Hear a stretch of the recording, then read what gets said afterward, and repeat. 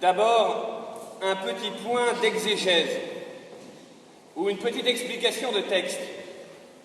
Cette femme qui a des pertes de sang n'a pas le droit de toucher Jésus. Elle n'a pas le droit, parce qu'elle est déclarée impure pour le culte.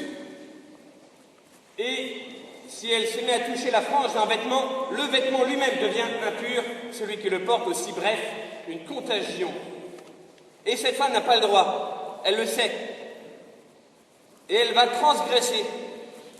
Elle va transgresser, peut-être parce qu'elle se dit, de toute façon il y a tellement de monde, que je veux dire, tout le monde le touche. C'est pas vu, pas pris. Et malheureusement, elle touche Jésus. Et là, c'est difficile de jouer pas vu, pas pris.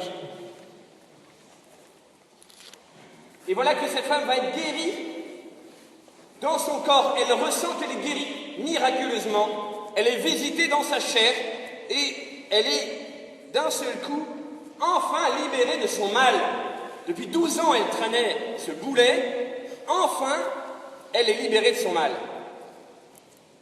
Jésus est contagieux de la bonne santé. Vous voyez, c'est l'inverse de nous. Quelqu'un qui a un rhume, tu t'en éloignes, parce que c'est pas parce que tu l'as pas que tu vas lui transmettre ta bonne santé. Non, habituellement c'est l'inverse. Tu chopes son rhume. Ou au PLVTT, le maillot est crado, il sent mauvais, et c'est pas en le frottant contre un maillot propre que ça va résoudre la situation. C'est l'inverse. Eh bien, le Seigneur, lui, déborde d'amour, de puissance, de miséricorde, et c'est lui, quand je le touche, qui me rend pur. Je n'ai pas à avoir peur de rendre Jésus impur. C'est lui qui me purifie.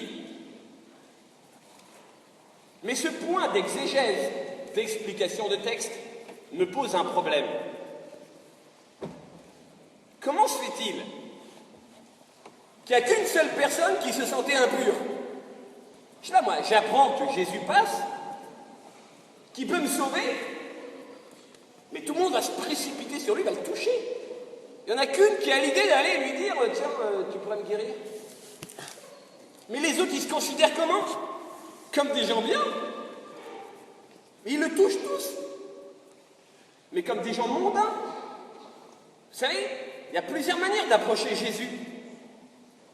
On peut l'approcher en disant « Alors lui, c'est vraiment une star. » Et dans ce cas-là, vous allez chercher sa signature. Vous revenez chez vous, vous encadrez la signature. Ça, c'est une star. Sauf si la star vous a signé un chèque, vous l'encaissez. Mais en dehors de ça, vous gardez. Ça n'a pas changé votre vie, mais vous avez touché la star. Ça ne vous a pas sauvé, mais là, ça nourrit votre orgueil. Eh, je l'ai touché. Et il y a certainement plein de boulets comme nous qui auraient fait ça, honnêtement. Mais cette femme-là, on a l'impression que dans toute la foule, il n'y en a qu'une qui a la foi et qui a pigé qui il est, qui a pigé l'enjeu de la rencontre. Comment se fait-il que cette femme, elle a compris l'enjeu de la rencontre? Tout simplement parce que ça fait 12 ans qu'elle essaie d'être guérie. 12 ans. Et personne n'a jamais pu guérir sa maladie. Elle a dépensé tout son argent. Personne n'a jamais pu guérir sa maladie. Et pourquoi? Il y en a d'autres qui étaient malades. Mais elle ne s'est pas résignée à sa maladie. Elle n'a pas fini par décider que sa maladie, c'était normal. Ça pose une deuxième question. Comment se fait-il, j'imagine, dans ma naïveté, que seul Jaïr, le chef de la synagogue, va voir Jésus?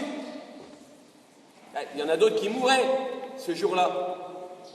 Pourquoi il n'y en a qu'un qui a l'idée de se dire est-ce que c'est pas parce que les autres avaient décidé que la mort était normale? Que finalement, c'était un parade et qu'il n'avait pas besoin d'être guéri ou d'être sauvé de la mort. Étonnant cette démarche de Jaïr, cette démarche de la femme. La première lecture nous apprend des choses extraordinaires. Dieu n'a pas voulu la mort. Je n'ai pas à considérer que la mort est normale. Dieu n'a pas voulu le mal. Je n'ai pas à considérer que le mal est normal.